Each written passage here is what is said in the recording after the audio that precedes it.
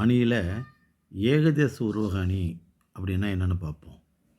தொடர்புடைய இரண்டு பொருள்களில் ஒன்றை மட்டும் உருவகம் செய்துவிட்டு மற்றொன்றை உருவகம் செய்யாமல் விட்டு விடுவது தான் ஏகதேச உருவக அணின்னு பேர்.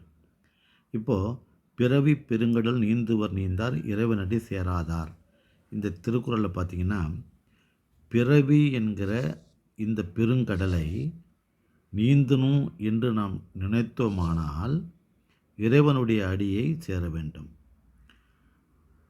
இந்த பிறவியை நாம் நீந்த வேண்டியதில்லை என்று நினைப்பவர்கள் இறைவனுடைய அடியை சேரமாட்டார்கள் என்று சொல்கிறார். அப்போது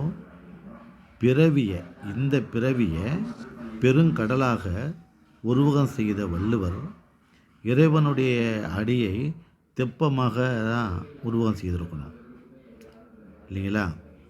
பிறவி என்கிற பெருங்கடலை நீந்தணுன்னா இறைவன் அடியாகிய தெப்பத்தை சேர வேண்டும்.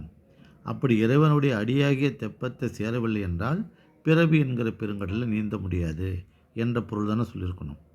ஆனால் பிறவியை பெருங்கடலாக உருவம் செய்த வள்ளுவர் இறைவனுடைய அடியை தெப்பமாக அல்லது படகாக உருவகம் செய்யாமல் நேரடியாகவே இறைவனுடைய அடி என்று சொல்லிவிடுகிறார். எனவே இது தொடர்புடைய இரண்டு பொருள்கள். பிறவி என்கிற பெருங்கடலை நீந்தணுன்னா இறைவன் அடியாகிய தெப்பம் என்கிற இரண்டு பொருள்களில் பிறவியை பெருங்கடலாக உருவகம் செய்தவர் இறைவனுடைய அடியை தெப்பமாக உருவகம் செய்யாமல் விட்டு விடுவதனால இது ஏகதேச உருவக அணின்னு பேர்.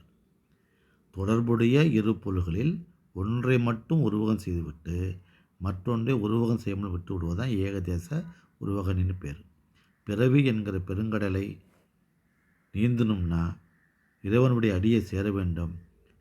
யார் நீந்த வேண்டாம் என்று நினைக்கிறார்களோ அவர்கள் இறைவனுடைய அடியை சேராதவர் என்று சொல்லுகிறார். பிறவியை பெருங்கடலாக உருவகம் செய்த வள்ளுவர் இறைவனுடைய அடியை உருவகம் செய்யாமல் விட்டு விடுவதனால இது ஏகதேச உருவக அணி எனப்படும். நன்றி, வணக்கம். இந்த சேனலை சப்ஸ்கிரைப் பண்ணி பாருங்கள். இன்னும் நிறைய அணிகளை பார்ப்போம்.